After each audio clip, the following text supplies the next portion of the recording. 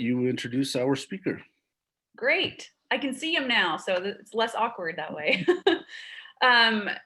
Sure. So Dr. Gregg is the director of the McConnell Center, which is a nonpartisan educational and leadership development program at the University of Louisville in Louisville, Kentucky, where I went to school. He received his undergraduate degree from Davis and Elkins College in West Virginia and his master's and PhD from Miami University of Ohio.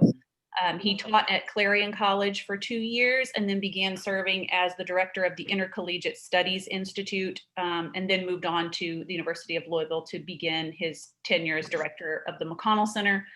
Frankly, his honors, awards, and accolades are too numerous to list, so I'm not going to try to do that because we don't have that much time. But he has written or edited at least a dozen books on topics such as George Washington, the American founding, presidential politics, and the Electoral College. He has also written a series of young adult novels called The Remnant Chronicles. And most recently, I'm going to get a plug in for you, Dr. Gregg, compiled a new edition of the Federalist Papers and some anti-Federalist essays and put those in conversation with one another. This is called Reflection and Choice. I checked on Amazon. It is available, but there are only 10 copies left. And if you order now, you can get it just before Christmas. So hop to it. But I met Dr. Gregg when I began my undergraduate studies as a McConnell scholar. And he was the first person to suggest to me that I might consider getting a PhD. So he quite literally changed the course of my life. I'm sure he'll do that for all of you today as well. And so, but seriously, perhaps the most important thing that he has done, aside from all of his awards and his publications, is his role as a teacher and a mentor to hundreds of students over the years, to whom he has imparted the importance of a liberal education and the importance of our founding ideals. So he's here today to talk to us about the Electoral College. And without further ado, Dr. Gregg. Thank you, Dr. Lane. It's great to be here. I got to first pick Thomas. You know, this is 1 o'clock my time. You're apparently having lunch, and you're blessing a food that I'm like, where's my typical Rotary chicken lunch here? I missed out somehow, but I have Tic Tacs with me. It's going to keep me going for the next bit of time that we have. So I'll give thanks for that. I have dreamed of, and this is true, I really have dreamed of coming to Iowa someday and speaking about politics. And but this is not how I envisioned it. Not that I'm not very privileged to be in Jefferson. In Jefferson with you in Greene County, Iowa. But I imagined it, during an election year when there's candidates around and I can maybe observe them and do some things. But that's not happened yet. So if you ever need me during an election year, give me a ring so I can find an excuse to get to Iowa, because I've always wanted to be part of it, wanted to see it, and I've never been out there for it, though I'm sure you guys get sick of it. Particularly in the year or so afterwards. Well, Dr. Lane asked me to talk about the Electoral College today with you, and I don't know how long does this whole thing last? I mean, we are done at 1, so okay. I don't know how much business we have to do after you talk, but There's just a little bit, so take as much time as till 1 o'clock as you want. Okay, well. What I'm going to try to do is make this informal. And I think, in my experience of doing these kinds of things, sometimes that's the best thing instead of just somebody droning on for a long time.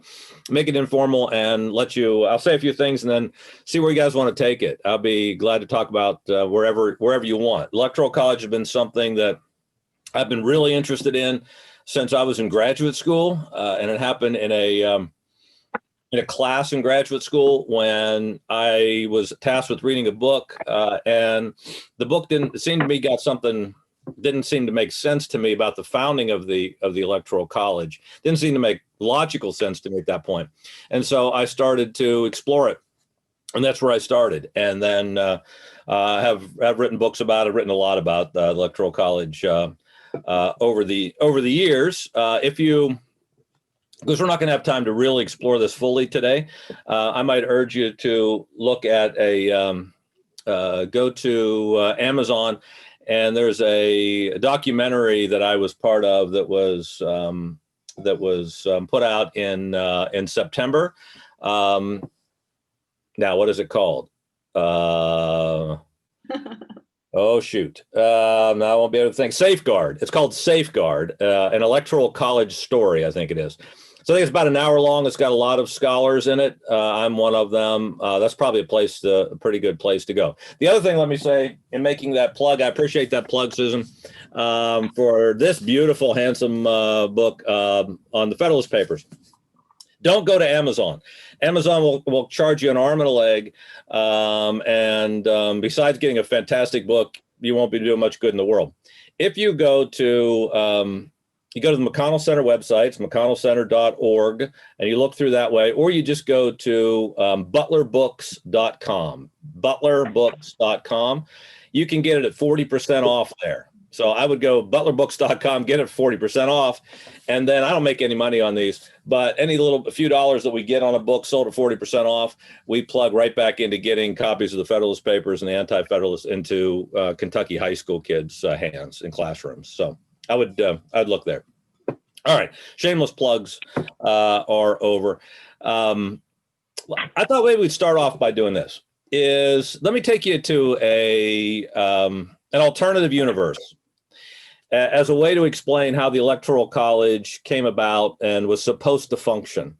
Some of you may know this. I know I was trying to come up with a joke earlier. I didn't come up with a joke, but it had something to do with a historian, a political scientist, a judge, a prosecutor, a libertarian, a Democrat, two twins. I was trying to go through all the list of people that I'm seeing on here.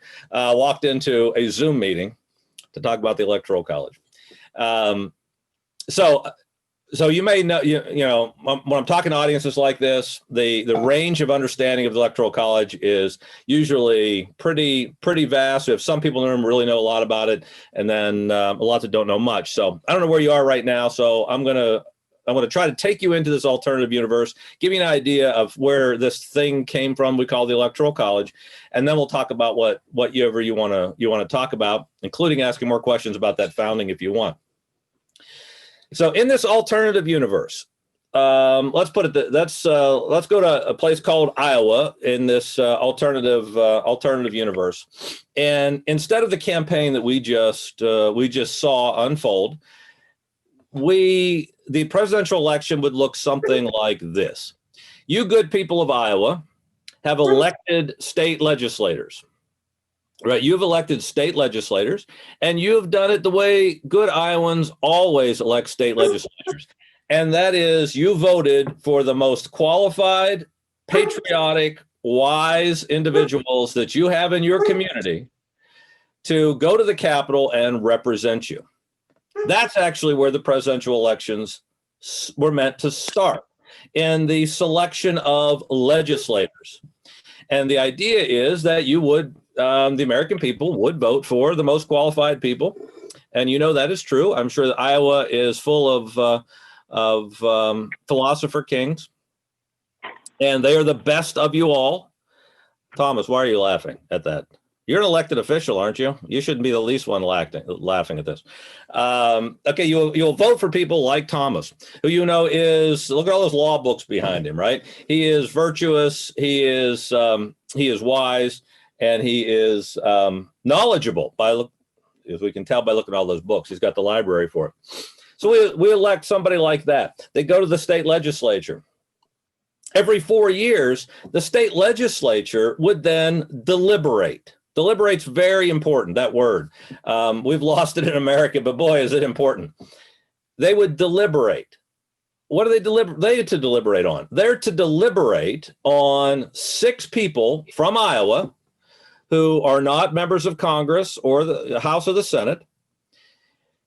They're to deliberate on who are the best 6 people in Iowa to get together, to meet, and to vote for president. And so in this alternative universe, you elected the state legislators. They met in November, and they then appointed 6 people to get together next Monday, the 14th, to get together in the state capitol next Monday, sit in a room, and once again, deliberate to talk about the candidates for president. Who would be the best person to be president of the United States in 2020? And then those 6 people from Iowa, 4 because you have 4 representatives, 2 because you have 2 senators. Those 6 people, I'm sorry, would vote, send their votes off to Washington. The votes would then be counted in Congress by the Vice President of the United States, which would be today, that Indiana guy, Mike Pence. Mike Pence would then count the votes and in December, later on, and then we would get a president if one of those two, if a candidate got a majority, which would be 270 right now, electoral college votes, they would be president.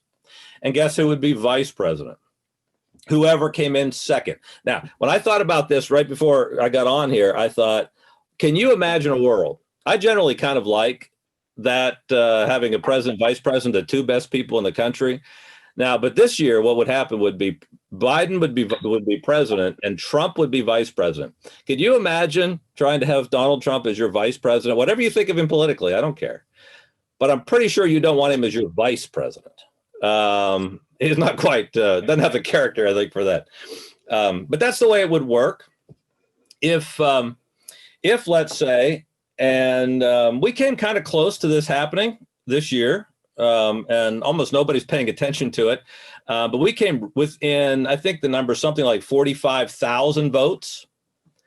If we had 45,000 more votes for Donald Trump than for Joe Biden, in spread around Wisconsin, Arizona, and Georgia, if we would have ended up, and Trump won those 3 states by, again, he only needed 40-some thousand votes to do it total, we would have ended up with a 269 to 269 tie in the Electoral College. So in that alternative universe, I'm going to let that happen. And we're going to go then to the House of Representatives, and the House of Representatives is going to choose the president. Is going to choose the president from the top 2 candidates of getting electoral votes. And so they would pick, well, either Biden or Trump in this year. And then the Senate would choose the Senate would choose the House would choose the president. Yes, the Senate would choose the vice president, voting as individuals. The House, though, would vote as each state counting equally to 1 vote. That's a lot of information. I know I'm confusing myself. But Iowa, in that scenario, would get 1 vote. Your Congress people, your members of the House of Representatives, those 4 would get together and they would decide how they're going to cast their 1 vote. Because you have 4, my guess is you're all Republicans. Are you all Republicans? Your House members? No? 1 Democrat? 1 Democrat, 3. So let's say my guess is they would probably choose the Republican. Then you have 3-1. But let's say one of those Congress people really did not care for Trump and preferred Biden. Then you're split. I'm gonna do my Vulcan thing here. Then you're split 2 votes to 2 votes, and Iowa would not get a vote unless, and they would have to deliberate then and discuss and say, "Come on, we can't let Iowa out of this process. We have to have a vote." And eventually, they might come to a conclusion of casting 3 of their votes one direction, and then the House, or then Iowa would get 1 vote to Biden or to Trump. The Senate would then choose the vice president for that president, and the Senate would choose by voting as individuals. Still, every state counting equally. So that's the way it was actually supposed to function. Of course, it doesn't function like this at all. Why would they create something like that? And I was speaking pretty quick, so ask me for clarification or whatever along the way. But seems to me they wanted 2 things that they set up this system to do. One is, and the most important, well, let's say 2 very closely related. One is to get the best person possible as president of the United States. the best person possible, patriotic, just, wise person with experience, you would assume, to be president of the United States. That's the first thing. And the second thing they wanted, very closely related, is they wanted it to happen in a way that followed the logic of a constitutional republic. So the Electoral College follows the logic of the constitutional republic, based in representation, based in deliberation, based in separation of powers, checks and balances. If you think about what the Electoral College would be, think about it Monday. So I don't know whether any of you know anyone that's a member, one of the 6 members that will vote on Monday for Iowa.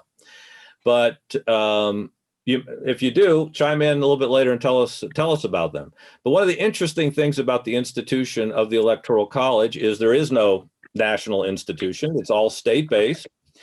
6 outstanding members of your communities in Iowa will get together next Monday, and they will sit in a room. They will not deliberate. They are diehard Republicans. They are going to vote for Donald Trump no matter what, almost assuredly. And that'll all be taken care of. They will just, at least the way it happened, I've seen it once in Kentucky. And basically the Secretary of State walks in a room. The electors are all sitting at a bench. They had wine and cheese before. And maybe not wine, but they had cheese before and crackers, I remember. And he would pass a certificate down the line, each of them signing their certificate, and then he would bind them up and send them all to Washington. So anyway, that's not how it works, obviously. But that's the alternative universe of the Electoral College as it was founded, continuing to work today. Let me pause and just see if there's any questions. You want to take me in a different direction, or thoughts on that, or anything I got wrong? Historian out there. Rick looks like a historian. Are you the historian in the room, Rick? I'm one of them. No Jeff, question. Are the voters, those 6 people, are they the people who are still in office, or are they the people who won the election and will be installed in January? Those six people will, as soon as Iowa, and I'm not following Iowa, so I'm sure the election has been certified by your Secretary of State. That's already been done, I assume. And Thomas is nodding his head, so I assume that's right. Once the Secretary of State has, at least that's how it happens here in Kentucky and most states that I know of, once the Secretary of State has certified the election results, then those 6 people will be in Iowa, because Trump won Iowa. They are the 6 Republicans that have pledged to vote for Donald Trump. If Biden would have won the election in Iowa, the 6 Democrat electors who have pledged, or potential electors who have pledged to vote for Biden, would have become the Electoral College. So that should have been certified. For right now, you should know in Iowa, if you want to look this up somewhere, by probably on your Secretary of State's website, you can see who the electors, the 6 people are, who are going to meet next Monday. Their only function is they will have a moment. They will be, or probably a couple hours, maybe not even that actually now with COVID. Usually there's some kind of, at least the ones I've been part of, there've been some kind of, again, reception kind of thing. And maybe a little lesson, like I gave a little talk on the Electoral College at one in Kentucky once to a small assembly that was there. And the electors had to explain to them what they were about to do, because none of them really understood it. But explain to them what they're about to do. And so that in a normal non-pandemic year, might have a little ceremony, some school kids there to see it, a little band playing or something like that. But that'll be it, and probably won't even make the news. But those 6 people will sign their paperwork, give it back to the Secretary of State, who'll send it on. They will never meet again. They will never be seen again. Well, not never be seen again. They're not like going to be mafia here. They're going to disappear. They're just going to go back into the communities from which they came. And their functions are completely done. They have no other responsibilities ever. They have that one moment and that's it. And that was done very intentionally. So you think about separation of powers, checks and balances. The idea was you would have an institution that would actually choose the president. In normal years, we didn't didn't have a tie that had to be broken Congress or a fractured majority. You'd have an institution that would be best and brightest of each state, but their moment, they can come together just for one time at one moment over a few weeks' time. The legislature picked them in November. They vote in December. It gives you limited time for a foreign government to get a hold of them, to bribe them, to threaten them, what have you, or candidates to bribe them or threaten them. And then because they disappear back into the community again, there's less reason to fear that they might form a power, a long-term place of power. They will just come, make the election, and go away. And then the president could be really, truly independent, an independent leader in the for the republic. Did that make more sense? Dr. Gregg, I have a question. Yeah, Question? whoever that is. This is Thomas. It seems, or at least my understanding, or I wonder if you can confirm my intuition, the founders would have assumed that most presidential elections would be decided in the House. Because if you had electors meeting in 13 separate states or 50 separate states today, it would be highly unlikely that they would all coalesce around the same person. You would almost inevitably have 10, 12 names in the mix. You would never have anyone with a clear majority in the Electoral College, and it would almost always go to the House. And so they had in mind something more akin to a parliamentary system, where basically the electors were nominating candidates and the House was selecting the president. But I have no basis for that other than my own imagination. I mean, is that how the founders envisioned it? No, profoundly not, Thomas. I'm just kidding. But that is the question. The reason I react like that is because that's the exact question, as I said, it was in graduate school that got me excited to explore it. Because it was a guy named Robert Dahl, who the political scientist on the call will know who it is, a preface to democratic theory, where he makes that case actually in there and says that it was designed to fail, was the phrase. And it hit me as like, why would they design something to fail? And so I actually took that and went back into and did a pretty careful study, I think. And I've redone this over the years and written about it, of the debates at the Constitutional Convention. And here's the two things I'll throw out where I think that was not intended to be. Number one is that you actually the electors were given 2 votes for president, one of which had to be for someone outside your state. So I think that's built in to keep the favorite son problem, which is I think you probably logically you'd start thinking about. They would know, I don't know, Terry Branstad or whoever, Joni Ernst or somebody from Iowa, that the people in Iowa would know best and they would want to help their state, right? Well, so I think they built this in so that you could do that for one of your votes, but the other vote then might centralize around the country on a truly national figure. So I think that's what they did there. Now that's not how it works now, obviously. The second thing is, if you dive deep into the debates of the Constitutional Convention, they actually wanted legislative selection through most of the convention. Okay, most of the convention, it was legislative selection, which would be evidence to go to Thomas, to your point there. However, that would get us, that would get us good presidents, theoretically, good presidents meaning the most wise, virtuous, whatever, because you assume your Congress people and senators are your best and brightest. They would know these candidates and know their character, very importantly, behind the scenes. But if you look at the context, the only context during the summer of the Constitutional Convention where they allowed the legislature to choose the president, that is Congress to choose the president, it was in a context of limiting the president to 1 term and a 7-year term, or a long term, but mostly it was 7 years.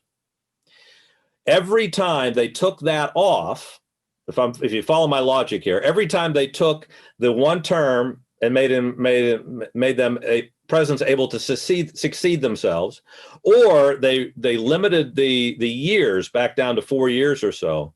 Every time they did that, they pulled away from legislative selection, because they could see in that environment, if you have a president chosen by Congress, who can then be chosen again by Congress and have a short term, that's going to make the president a parliamentary system, like you pointed out, and they're going to be beholden to the president or to the Congress, which violates separation of powers, checks and balances, and all that internal logic of the constitutional order. So every time they changed the environment, they changed. Let's say the environment. They changed the environment of which the president would operate it in. They changed the way we selected the president. So if you follow that logic to the end, when they decided you've got to let presidents succeed themselves, because if you don't, then you're setting up. The theory was, particularly Hamilton writes about this. The real serious problem of not allowing a president to succeed themselves is the problem of having a lame duck that is, once they get in office, is going to make hay while the sun shines. And then get out. And they thought 7-year terms just too long, and so you had to crush that down to 4 years. So when they did that, legislative selection, that kind of system couldn't work, and they moved to this electoral college body that would come and would go, if that makes sense. So that's what I would say, as I followed it through, Thomas, is that I don't think they intended it to fail. I think that was the backstop, but it wasn't intended to be. From the beginning, the way it would normally work. Dr. Gregg, Yeah, Rick. during either the Constitutional Convention or in the Federalist Papers, was there any discussion about the imbalance of the Electoral College that was occasioned by the constitutional requirement to count Black slaves as 3/5 of a person? Yeah. That gave slave states an unfair advantage in the Electoral College. Did any of the free states or did anybody else object at that time? Yeah, that's a good question, Rick, because this is actually a related argument that's being circulated today against the Electoral College, and that is, this is not what you said, but I'm going to go to your point here in a wider point, is not Avery.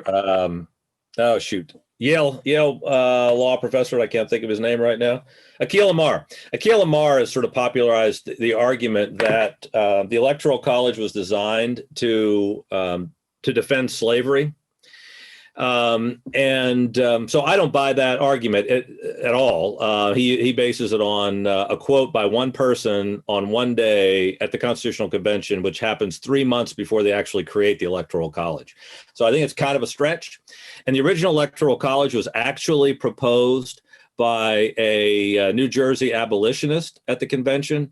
So it wasn't proposed by the South. But James Madison, being a Southerner, did seize upon that and did say, well, this is a way, and not to defend slavery, but this is a way to augment, let's say, the potential power of the South, and by basing it on the Great Compromise, by basing it on the 3/5 Compromise, and the way we apportioned the House of Representatives.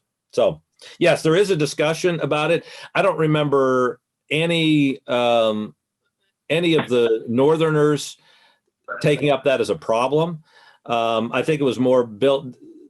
It's math already built into the system that the South and the North had agreed to for the apportionment of the House, and so I think they basically just bought into it as like, well, we've agreed to this math. And this is at the end of the convention when this all comes together, and it's like, we got to get out of here.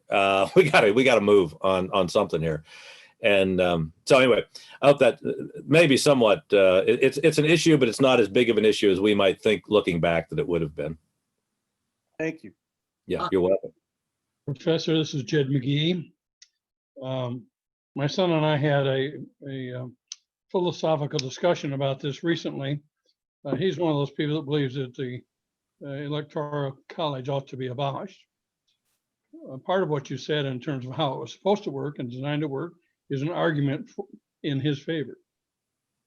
I wonder if you agree with that, or what are the other counter arguments?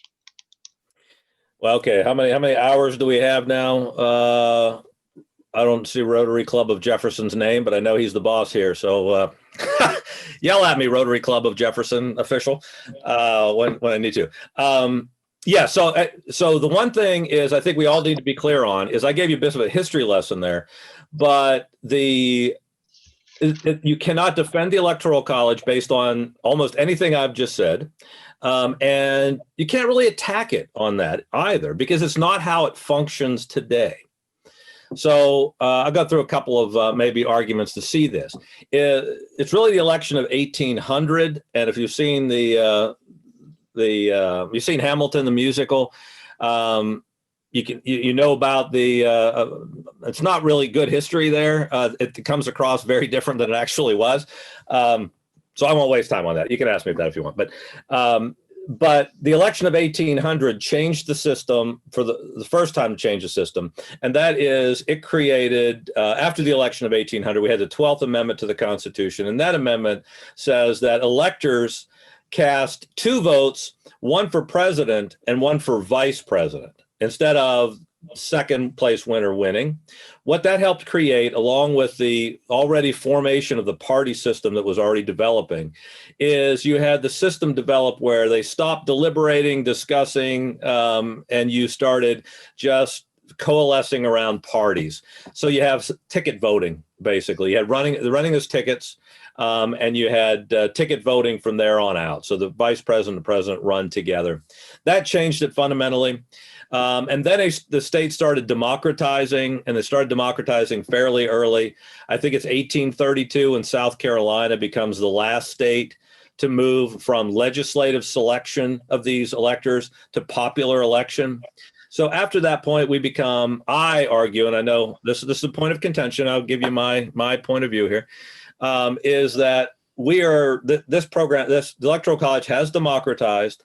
It is a democracy. It is, you people in Iowa voted. Guess who won? The winner got your votes, the winner of the popular vote, just like you did in the Senate race, just like you did in the governor's race. In Kentucky, the function's the same way. In almost every other state except Maine and Nebraska, which do things a little bit differently. So I like to say, against your son, let's say, if he's saying it's undemocratic, I say, well, it's perfectly democratic, just like our states, except it's a way of counting, and we count by state instead of one national popular vote. It's just a different way of counting. And again, he might say, well, but he feels disenfranchised, maybe because he's in a state that goes red. Just like people in a state that goes blue, Republicans feel disenfranchised because when they vote for governor, they lose. And when they vote for senator, they lose. This is part of a democratic system.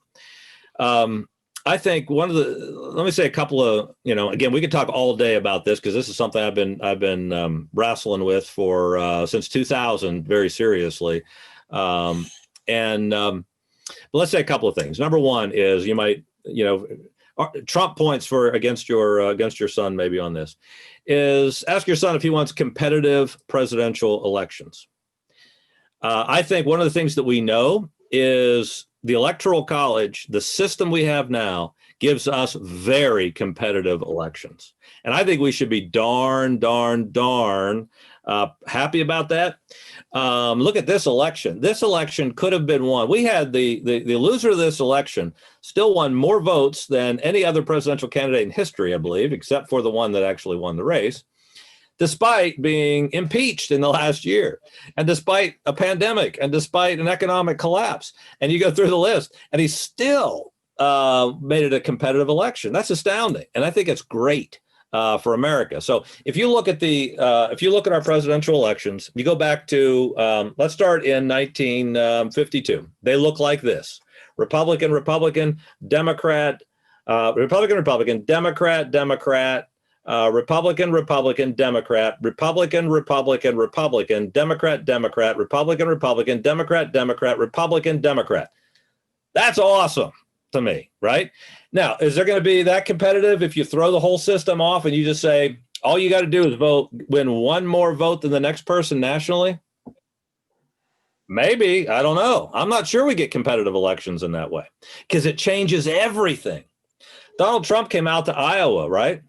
In the waning days of the campaign, didn't he? Sometime in the fall. Yep. Yeah. Give me a head nod or something. I think he did.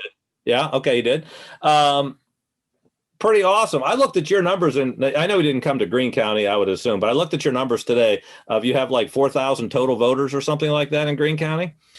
Let me say so those 4,000 voters are important if you are running a system in the Electoral College. If you're running I win one more vote than the next person, and you're Joe Biden, let's say, and you by going to California, going to Los Angeles, you can win almost 2 million more votes, which he did, most 2 million more votes than your opponent. Why would you ever think about Iowa again? Why would Donald Trump or the Republicans ever think about Iowa again? You guys have the caucus, so you're probably going to be important for that, for the caucus for a while. But without that, small states like Iowa aren't competitive anymore, aren't important anymore. It strikes me, and so you have candidates that will drop down and plop down in major cities and try to expand their margins there. So again, Biden won. He won overall nationally like 7 million more votes than Donald Trump. Over 5 million of those just came from California. Over 2 million of those just came from Los Angeles. And Biden never actually went to California except to raise money. So you got to factor all these things in. Is how is changing the math going to change the structure, the incentive structure of all of our candidates? I'll throw out another, maybe an argument in that on that side. Is it seems to me there's three important things in electoral politics. I know I'm running out of time. I got my eye on you, Rotary Club of Jefferson. There's three important things in politics: money, actual votes, and media. Right. So money, actual votes, and media. Free media, let's say. You got social media and stuff out there, right? Where does most of the money that's spent on campaign? How about Joni Ernst? Where did most of her money come from, or her opponent? I don't know who ran against her. Where did most of her money come from? I guarantee it. I guarantee it did not come from Iowa. Guaranteed, it did not come from Iowa. 90% of the Democrats and probably 90% of Joni Ernst's money came from outside of Iowa. And probably 60% of that came from Los Angeles, came from California at least.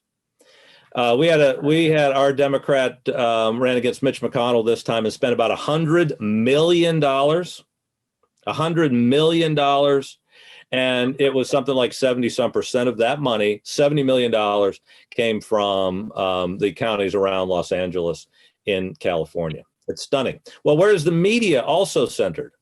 Well, the media is also centered in major metropolitan areas, right? So my argument is, all right, we already know most of the campaign money spent is coming from not a few, but more than a handful, but less than 1,000 zip codes in the United States. Those zip codes also control NBC, CNN, all the major media outlets, and Hollywood, et cetera. And so they also have the population. So if you throw off the system and you say, just get one more vote than the next person, those areas also will then be able to maximize their votes, and they'll have all three levers of political power in that way. And I'm not sure we end up with a competitive electoral system. And at the end of the day, where we don't have competitive elections, fraud tends to follow, corruption tends to follow, it seems to me.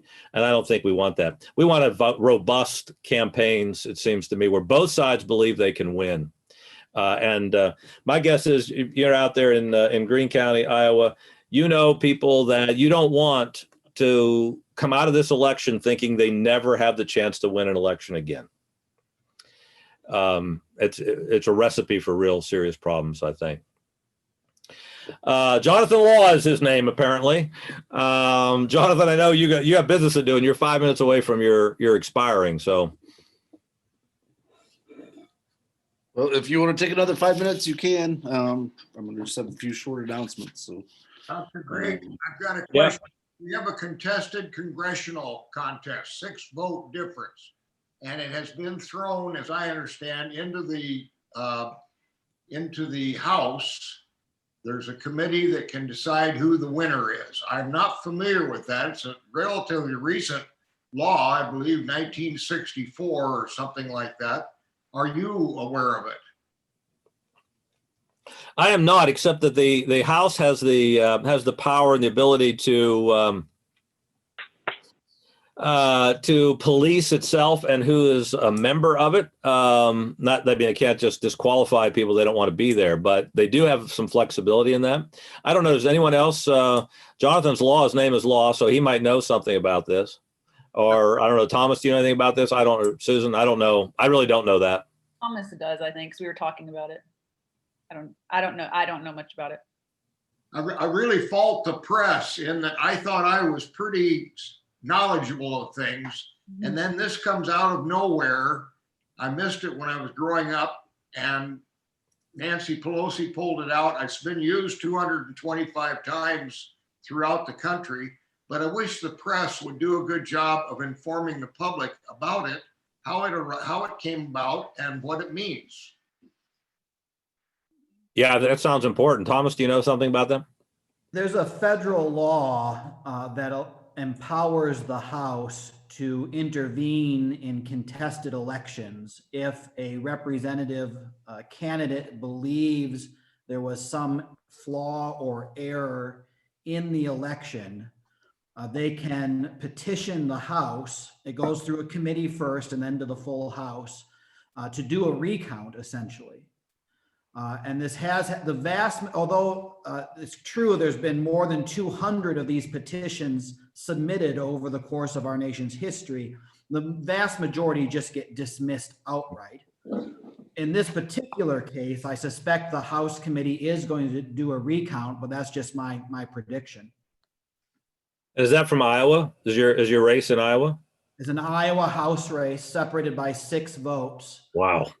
The losing candidate had 2 options. Either there's a provision in Iowa law where she could have gone to the Iowa through an Iowa process, through the court system. A committee convened under the Chief Justice of the Supreme Court to request a recount, or instead she opted to petition the House. That's really interesting. Last time it was done was 1985 in Indiana. Do you think there will be any shenanigans this year? Will there be any faithless electors, or will everything go as planned? Or is it? Yeah, I think we never know that. If you remember in 2016, there was a really major movement among anti-Trump people in Hollywood in particular, celebrities. They started this Hamilton elector movement to get them to come back to that founding vision that I mentioned and actually make a decision themselves. But I was on every news program imaginable laughing at that because it's just the way these work is those Trump electors that you have in Iowa are diehard Republican Trump people. They're not going to change their vote if it mattered. So what you might have is a few people. Occasionally we have someone that says, I want to be in the history books, and they vote for themselves. So they get 1 vote for president, in the history books. Pretty neat. I remember we had a chiropractor one year, a woman who was an elector from West Virginia who went to her chiropractor, and her chiropractor explained to her what the Electoral College really was. And she got so offended by it that she cast a protest vote when she figured out what it was. But that's, so we might see a few, but you're not going to see anything. There's no Biden electors that are going to change their vote for Trump. You're not going to see any of that. I know there's some Trump people are trying to get state legislatures to come in and select a separate set of electors from who won their state. That is just not going to happen in 2020 in America. So no, I don't see any of that happening. Let me throw you out one thing to look for though is if you don't know this, look it up, and then I'll shut up. We've been trying to amend the Electoral College, or that people have been trying to amend it for 200 years almost. Andrew Jackson, I think, is the first president that came out against it. So that's been a long time. 700 and some amendments have been proposed that never passed.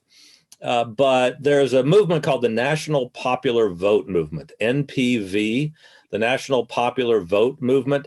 Take a look at that. It's a plan to change the way we elect presidents, going state by state and having states that change the way they would apportion their electors. So here's how it would work. In Iowa, if your state legislature signed on to it, then whoever won the national popular vote, doesn't matter who wins Iowa, whoever wins the national popular vote, your votes would go to that person. So they're not amending the Constitution, they're making it by a state compact. They have, and it'll come into effect if they can get 270 electoral votes, states representing 270 electoral votes. Last time I checked, they were at something like 150 electoral votes, maybe something like that. And I know as I looked up today, I couldn't tell whether anybody's introduced it in the Iowa legislature recently, but I know one of your former governors came out in defense of it in 2011. So there's a person that I didn't recognize their name, but so be on the lookout for that, explore it, look at it, because my guess is if we're going to change this system, it may end up changing in that way without a big national vote or national discussion, but just sort of being slipped in state legislatures, because it's happening, it's happened in, I don't know, a dozen states or something, 14 states without a real serious debate. All right, Jonathan, I've taken up your entire meeting time. I appreciate you guys. Good questions. Thanks for listening to me. Hope it was useful to you. I'll let you wrap up. Thanks for Rotary's a great group. Keep it going. Thank you so much. My pleasure. Right. Just a couple quick announcements.